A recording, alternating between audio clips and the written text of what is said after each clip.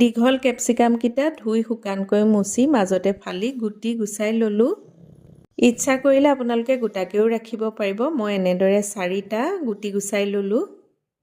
কেৰাহীত তেল গৰম কৰি সৰু সৰুকৈ কটা পিয়াজ দিলো। অলপ সময় ভাজি লৈ আধা চামুচ দি দিলো আদা নহৰু পেষ্ট। সেইখিনিও অলপ সময় ভজাৰ পাছত হালধি, নিমখ, জিৰা গুড়ি, ধনিয়া গুড়ি, কাশ্মীৰ মিৰ্চ পাউডাৰ অলপ দিলো। গৰম মছলা অলপো দিলো। এতিয়া মছলাখিনি ভালদৰে ভাজিলো। অকণমান চেনি দিলো।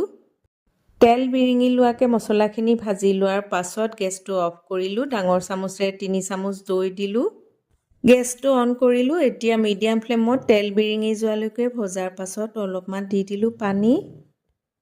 উতলি আহিলত ইয়াতে কেপচিকাম কিটা দিলো, ঢাকি দিলো। কেপচিকামখিনি সিজি আহিলে এতিয়া অলপমান ধনিয়া পাত কাটি দিলো। ৰুটি বা ভাতৰ লগত এনেদৰে কেপচিকামৰ চব্জিখন খাই খুবেই টেষ্টি।